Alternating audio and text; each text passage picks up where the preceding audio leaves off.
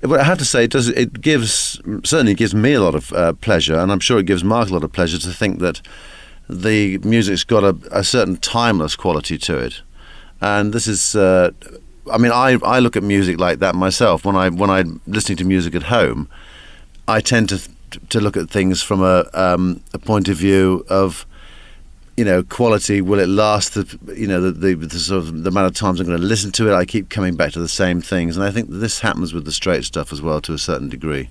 It doesn't suit everybody, but music doesn't. But we seem to have a pretty good following. In those days when you were writing these tunes and recording them, did you think that they would still be contemporary in 2009 and probably will be like classical music for the next 100 years because they're so still there? Oh, golly, that's quite a big question, isn't it? One would like to think so. I think that when you are making music, you make it in the way that the song dictates. The song really dictates how you make it, and with something like we talked a little bit earlier about Telegraph Road, for instance. That's a story in itself. It's got a whole historical context with this particular road. I think it's in Detroit. I think it's up in the north of America, and it's really telling a story about something. So you can't really tell a story in a short period of time when it's got this kind of depth to it. And that's probably the reason why Telegraph Road is 12 minutes long or whatever it is. And as I was saying to you earlier, it took a long time to get that together. All these elements are very important when you're making music. What was the best song you ever recorded then? Oh, crikey. Crikey Moses.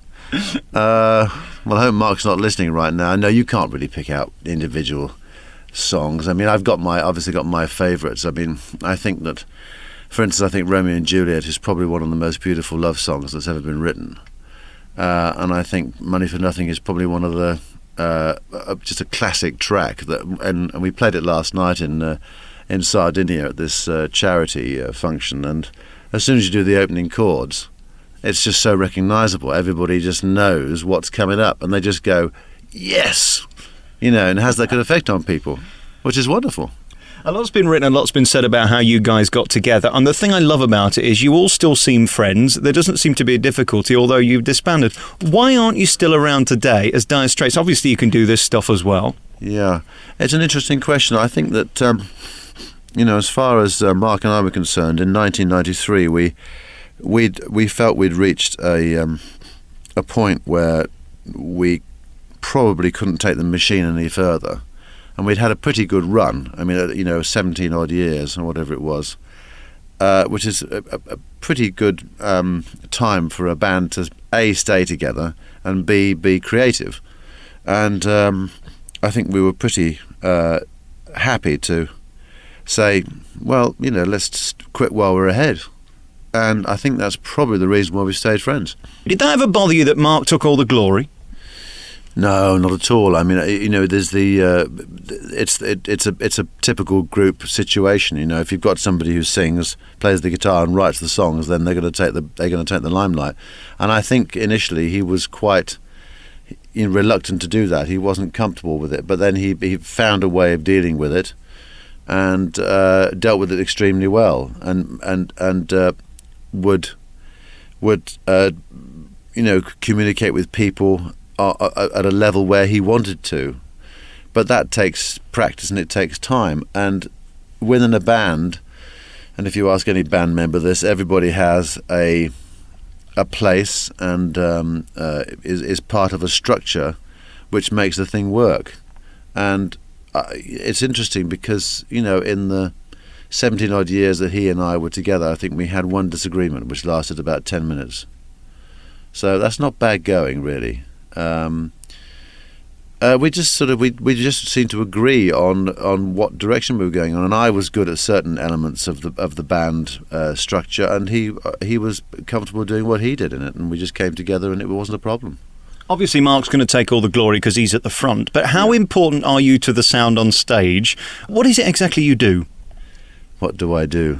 Well, I'm part of the engine room, really. I think that's the way I would look at it. If you listen to the Straits music, you'll hear a pretty solid rhythm bass and drum track, which is, in a sense, as far as I'm concerned, gives the music its pulse.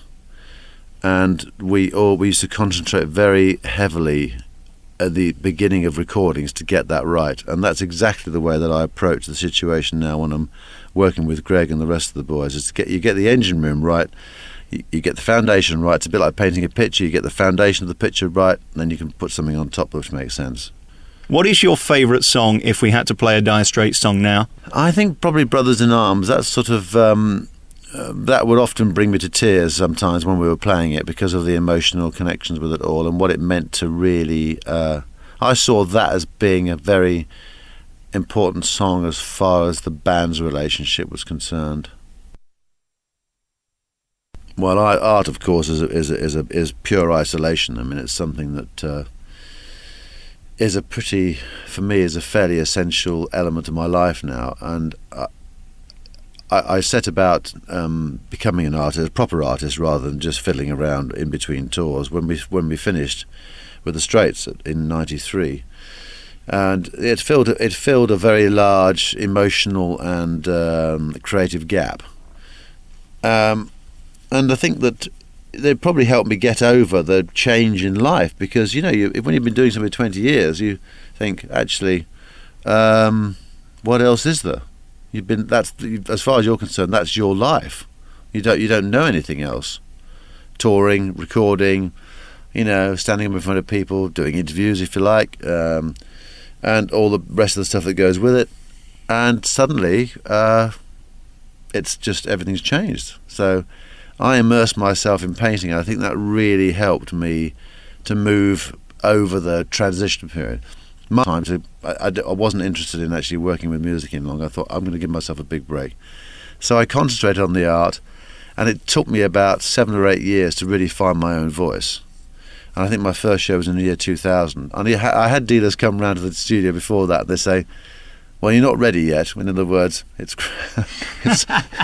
not very good. And I said, I know. I said, I just want some opinions. That's all. You can say, I don't care what you say. It doesn't matter to me. Say whatever you like. And then suddenly, I bumped into somebody, and they said, "Are you still painting?" This was a dealer, and I said, "Yes." And they said, "Can I come and have a look?" I said, "Yeah, of course you can." I said, "It's changed a bit." Anyway, they came down, and they were there for 10 minutes. I said, "Do you want to do a show?" And I went, "Oh, okay, right, okay, fine." So that was it. And I've been doing a show every year since 2000, really. If people want to find out about your art and, of course, the new album and everything else that's going on in your life with the tour, where do they go? What website? To my website, johnillsley.com. What's more thrilling, an audience sat in front of you listening to you play your music, or watching them look at your art? Well, they're very different. I mean, I just remember last night, for instance, we played in front of, I don't know, it was probably a couple hundred people. There was no more than that in this charity situation. And they were having a ball. And as a consequence, the band's having a ball. I mean, it's just a great feeling to have this wonderful sort of mutual excitement and enjoyment in a room. And then people will come on Thursday night or Friday and see the art, and they'll ponder it and look at it, and it's a different kind of experience. They'll talk to you about it, and it's a different form of communication. It's all communication. That's the way I see it. And music communicates in a certain way, and art does. I mean, you and I'll look at the same picture, and I'll go, I quite like that actually. And then you look at something else, and you'll say, oh, what about that? And I go, not my cup of tea. And that's what's so interesting about painting, is that it gets you straight away. You either like it or you don't, unless it's just mediocre, sort of ordinary kind of stuff. I'm talking about the stuff that's slightly edgy. Before we go, what's it like being a sex symbol? Because let's face it, the bassist in any band is always the man who gets the woo. Woohoo. Well, I've had plenty of woos in my time. We better not go down that track. I mean, that's a rather odd thing to sort of contemplate, but we've had a certain amount of fun in the past, if you know what I mean. Was it rock and roll? I mean, you've been around the world. You've sold 120 million albums, something like that. How do you describe those days now, looking back on them? Well, fascinating, actually. A fascinating journey, more than anything else, from beginning to end. The initial time of Mark and I living in a council flat in Deptford in southeast London, unable to pay the rent of £9.50, to being able to afford a very nice house and a very nice car, and but then you've got this journey, this incredible journey you've been on, which it's difficult to describe to anybody else. It's just magnificent. It's fantastic. And I feel extremely privileged to have been on that journey. Thank you very much for talking to me. It's a great honour and a great pleasure. This new CD is in your stores now, and it's tremendous. If you like Dire Straits, you're going to love it. It's got the heart of a Dire Straits song all the way through it. Beautiful You is the album. What's the best song on it then?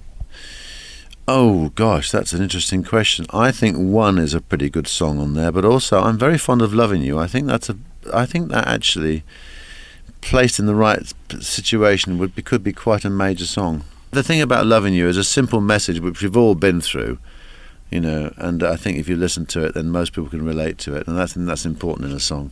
Well, I'm deeply unattractive. I have no idea what you're talking about. Well, I can't. I'm not going to get into whether you're attractive or unattractive, but you look all right to me. I mean, John Illsley, thank you so much for talking to us. It's a great honour, and thank you for the memories, and thank you for the songs. It's a pleasure. It's a pleasure to meet you and talk to you. Thank you.